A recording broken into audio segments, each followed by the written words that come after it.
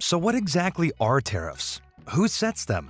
Do they actually help a country or just make imported cheese taste more expensive? At their core, tariffs are taxes placed on imports, stuff that comes from another country into yours. But why? And who benefits? Let's unpack this mess together. Imagine this. You walk into a store. You see a sleek German car, a fancy bottle of French perfume, and some tasty Japanese mochi. But, plot twist, they all cost more than they should. Why? Ding ding ding, tariffs! Governments say, if you're gonna sell your fancy stuff here, you better pay up. That cost? It usually gets passed on to us, the buyers. Yay! Not. Tariffs, they're basically taxes a country puts on stuff it imports. Imagine buying sneakers from another country, and bam! Your government slaps on a fee. That's a tariff. Why? To make imported stuff more expensive so you're more likely to buy the local version. Support local, right? But hold up, who actually pays that tax? Not the foreign country, it's you and me, the buyers. Yeah, surprise!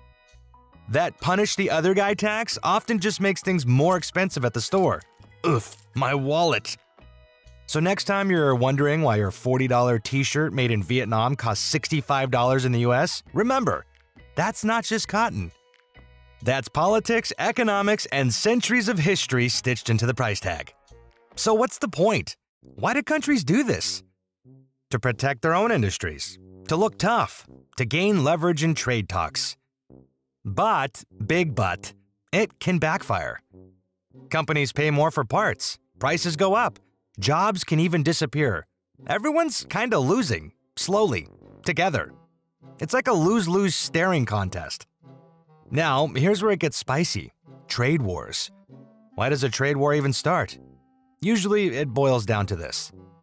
One country thinks the other's cheating, maybe dumping cheap products, stealing tech, or not playing fair. Or maybe there's a big old trade imbalance, like one country exports way more than it imports.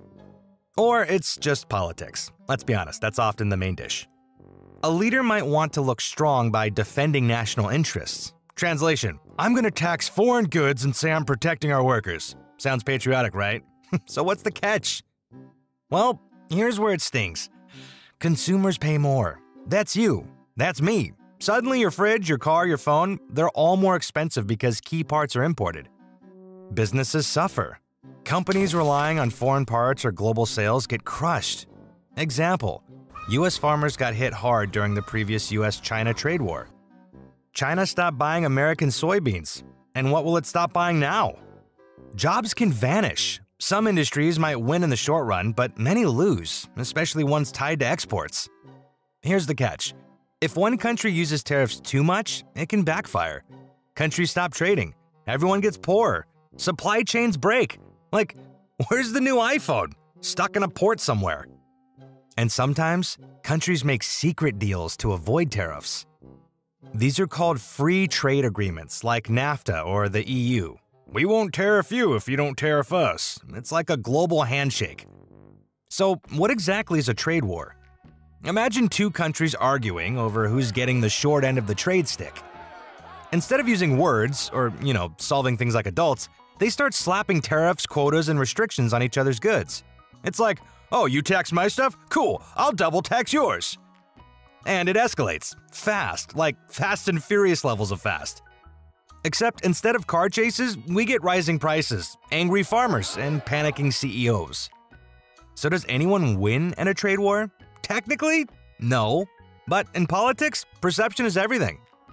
Meanwhile, shoppers cry in the toilet paper aisle, wondering why it costs double. Random, but true. Did you know a trade war helped spark the American Revolution? Yep, the British taxed imported tea. The colonists said, nah, and the Boston Tea Party happened. Boom! No more British rule. Trade wars sound strong on paper, but feel rough in reality.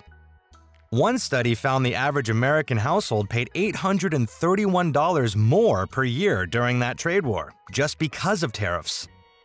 Tariffs are like playing with fire. Warm and cozy at first, but get too wild and you burn the whole kitchen down. Let's rewind to the 1930s. The US passed something called the Smoot-Hawley Tariff Act, raising tariffs on over 20,000 goods. 20,000 items! The idea? Protect American jobs during a recession. But what actually happened? Disaster. Total facepalm moment.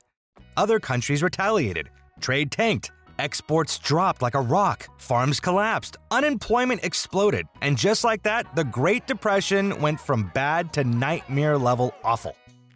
And yes, economists are still shaking their heads at that one. Fast forward to today, trade wars still happen. Tariffs were flying left and right like dodgeballs in gym class. And yeah, consumers ended up paying more. Big surprise, huh?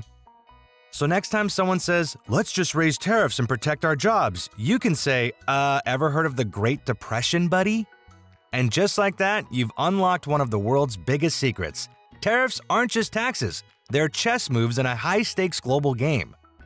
They've toppled governments, sparked revolutions, and quietly messed with your shopping list. Our channel is packed with untold stories, crazy truths, and surprising answers to questions you didn't even know you had. Click on the next video and let's keep lifting the curtain on the wild, weird, and wonderfully confusing world we live in.